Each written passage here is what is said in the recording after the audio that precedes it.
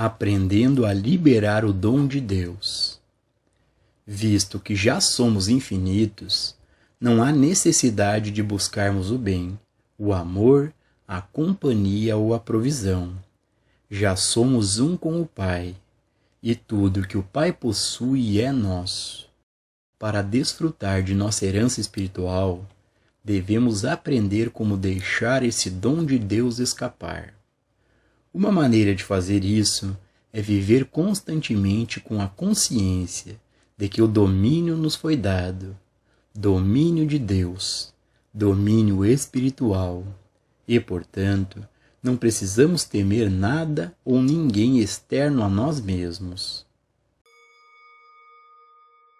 Pessoal, para a gente se aprofundar e ter uma visão mais real sobre esses assuntos, mais uma vez o mestre Gualberto está aqui conosco. Gratidão, mestre, pela presença. Mestre, neste trecho, o Joel Goldsmith comenta sobre ser um com Deus, um com o Pai. O mestre pode compartilhar a sua visão sobre o que é o ego e aprofundar a questão sobre o ego, o falso centro? Ô Gilson, quando você olha para uma roda, a roda carrega um centro, ela tem um eixo central. Ela gira em torno desse eixo, deste centro. Esse centro é a base para a roda, para o movimento da roda. Então, o que é este centro em nós, em torno do qual a vida está acontecendo? Esse centro é o eixo. A vida é um movimento acontecendo em torno deste centro, desse eixo. Esse eixo é a ideia de alguém presente, sendo o experimentador das experiências. Então, a sensação que você tem como pessoa é de alguém presente, tendo pessoas à sua volta, tendo a vida acontecendo, as situações surgindo, coisas boas e coisas ruins. E você olha para tudo isso a partir do espaço que é o centro. Você olha e avalia, escolhe, gosta, não gosta, aceita, rejeita. Há todo um comportamento que parte do centro para a periferia, que parte do centro desse eixo para o externo. Há todo um comportamento autocentrado, naturalmente egoísta, pessoal, particular. Então você se vê como, na verdade, o centro do seu mundo, de suas experiências. Essa é a vida da pessoa. Essa é a vida do eu. Então, o que é o ego? O ego é esse falso centro. Esse falso centro é a pessoa. O pensamento que você tem sobre o outro é algo apenas seu. Não diz respeito a ele ou a ela. Mas há em você uma convicção muito forte de que você sabe agora quem ele é ou ela é. Porque o pensamento lhe dá a conclusão, a avaliação, a certeza. Esse é um exemplo de ilusão mental, de projeção do pensamento. como o pensamento ele não lida com a realidade do momento, e sim com representações do passado, com imagens que ele traz do passado, lembranças e memórias, nós estamos vivendo, a partir desse centro, em uma ilusão. No autocentramento, a vida da pessoa é uma vida isolacionista e de separação completa do outro, do momento presente e da própria vida. Ou seja, o experimentador que eu sou é apenas o passado. O seu contato com a vida não representa a realidade, representa uma projeção do experimentador. Será que podemos romper com isso para uma nova vida? Para uma vida real, livre desse passado, dessa condição interna? Será que podemos ter um espaço livre do centro? Quando você olha para um objeto, há um espaço em torno dele. Repare como é interessante, quando você olha para um lugar, a não ser que tenha um objeto ali, você não se dá conta do espaço. Mas o espaço está lá. Mas quando tem um objeto, você se dá conta do objeto. E continua sem se dar conta do espaço. A não ser que eu lhe diga, olha, observe, há um espaço em torno daquele objeto. Aí você vai dizer, sim, todo objeto, em torno dele há um espaço. Mas repare como é interessante, nós não nos damos conta de um espaço que está presente. E só nos damos conta de um espaço presente quando tem um objeto e alguém nos chama a atenção. Na vida acontece algo assim, exatamente assim. Nós não damos importância ao desconhecido. Estamos sempre valorizando o que se conhece. Essa é a vida do eu, essa é a vida do ego. Essa é a vida deste centro, deste falso centro. Nós temos a vida acontecendo como a presença do mistério, a presença do desconhecido. A presença daquilo que é indescritível, inominável. A vida acontecendo como o espaço.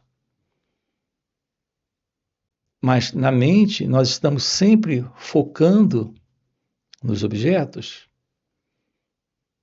ou seja, no experimentador tendo experiências, no pensador tendo pensamentos, naquele que observa, observando, naquele que está sentindo, tendo sentimentos. Assim nós fomos educados, moldados, ensinados a ter uma vida assim, centrada no eu, presa ao centro. Essa é a forma como estamos lidando com o momento presente. O encontro com a verdade do seu ser é a revelação de um espaço livre do centro. Uma coisa interessante também quanto ao espaço. Ele é algo capaz de incluir tudo. Ele não tem nenhum problema de incluir objetos, pessoas, situações, lugares, eventos, acontecimentos. Mas o espaço não é tocado. por nada disso. Ele continua não violado. Assim é a realidade divina. Uma vez livres do ego, deste falso centro, esse espaço que é você em sua natureza essencial, sem o centro, é a própria realidade divina. Então, o outro, as situações, tudo pode estar presente. Mas não há conflito, porque não há separação, não há isolacionismo. Não é como o centro que carrega um espaço circunscrito. O espaço não tem centro. Então, qual é a beleza da verdade? É a beleza do espaço sem centro. É no espaço sem centro que se revela algo que acolhe.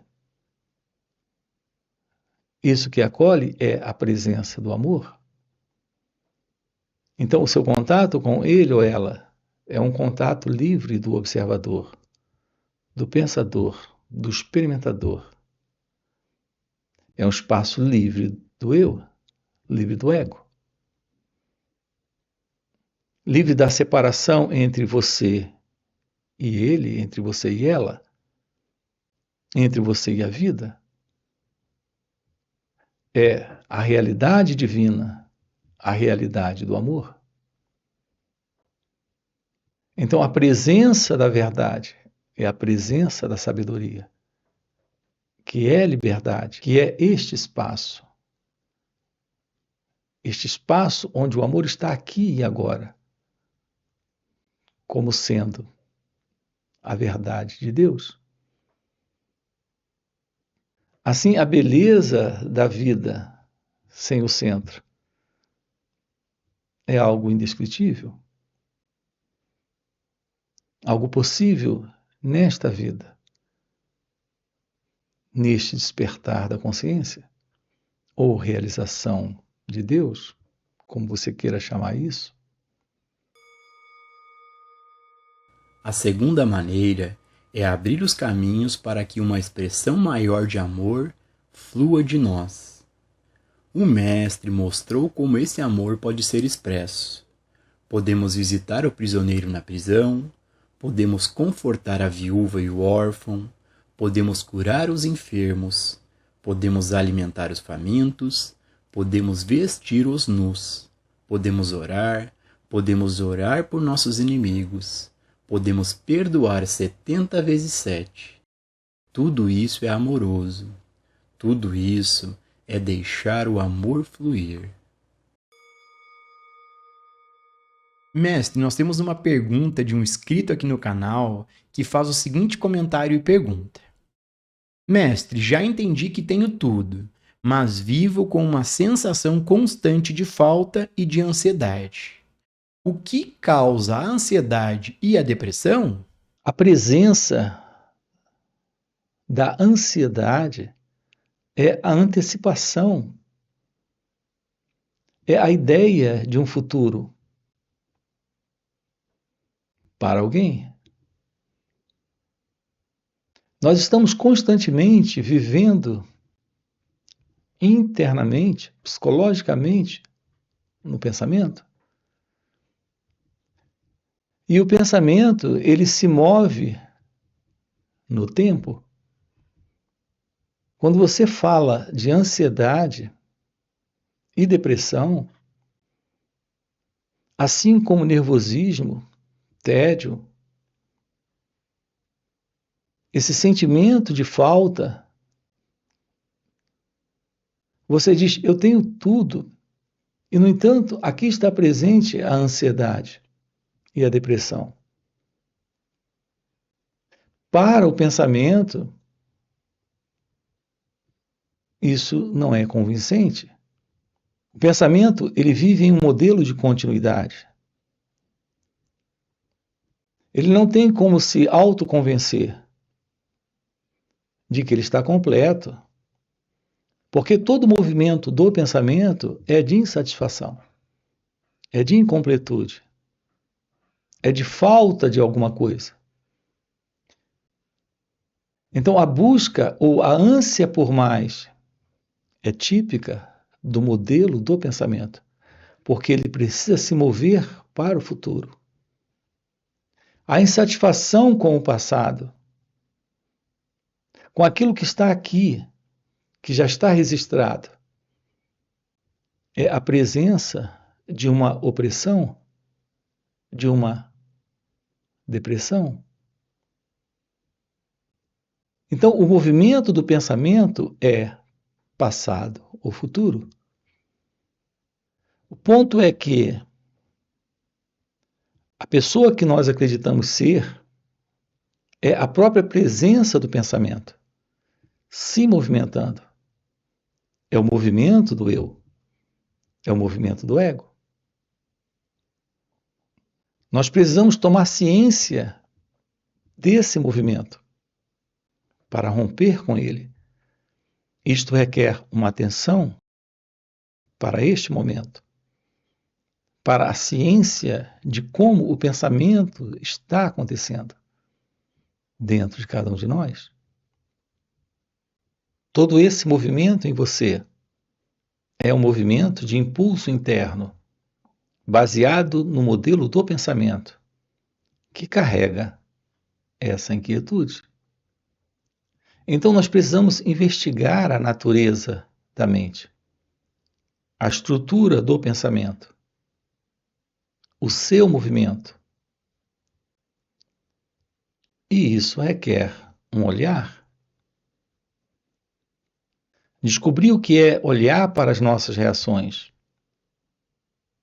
Descobrir o que é esse olhar para o pensamento, sem interferir com ele. Para o sentimento, sem interferir com o sentimento. É se dar conta das próprias reações. É tomar ciência do movimento que vem do passado, que é o movimento do pensamento. O pensamento que se projeta para o futuro. O pensamento que vem do passado. Assim, há constantemente em nós um nível de insatisfação, de desassossego, de desordem emocional. E nós só podemos romper com isso quando ficamos cientes, quando aprendemos a olhar, a perceber, a não interferir com isso. É por isso que a base consiste na autoobservação. E autoobservar significa olhar. Olhar sem interferir. Olhar sem se envolver. A dificuldade que nós temos para nos livrarmos da ansiedade, da depressão ou de qualquer quadro psíquico de desconforto é que não sabemos olhar sem interferir. A nossa urgência é de se livrar. Então, para a maioria das pessoas, o movimento é de fuga. Na tentativa de se livrar, elas terminam escapando da condição, do quadro. E quando elas fazem isso, elas não entram num contato direto com o sentimento, com o pensamento. E termina que elas não se dão conta de que o pensamento é o próprio pensador, que o sentimento está presente em razão do próprio sentir deste alguém. Então, é quando olhamos diretamente sem fugir, sem escapar. É quando ficamos cientes do que está surgindo aqui e agora. E há um contato direto com isso, sem qualquer escolha, tentativa de alteração ou mudança, que neste perceber, neste olhar, nesta ciência de se dar conta do que está aqui e agora, algo novo surge.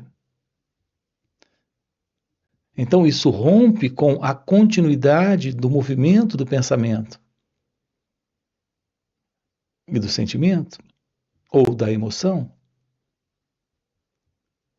É por isso que nós precisamos descobrir o que é aprender sobre nós mesmos. É por isso que nós precisamos aprender a arte da meditação, que é se tornar ciente do momento presente, sem qualquer rejeição daquilo que aqui está se revelando. Então, há um rompimento com este centro, que é o eu, que é o ego. Há um rompimento com o movimento que vem do passado. É quando temos, neste encontro, a revelação de algo além da mente, além do modelo de condicionamento psicológico.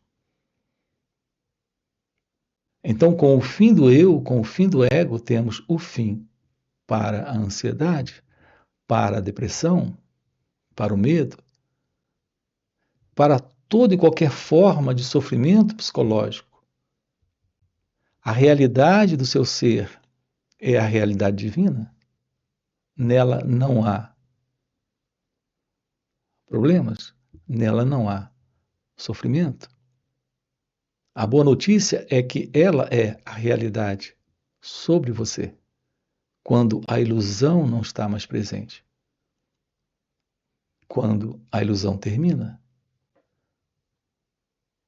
É a condição psicológica desta mente, em sua ilusão, que está sustentando esses quadros, esses problemas. E para você que está acompanhando o vídeo até o final e deseja realmente viver essas verdades, fica o convite para participar dos encontros que o Mestre Gualberto proporciona.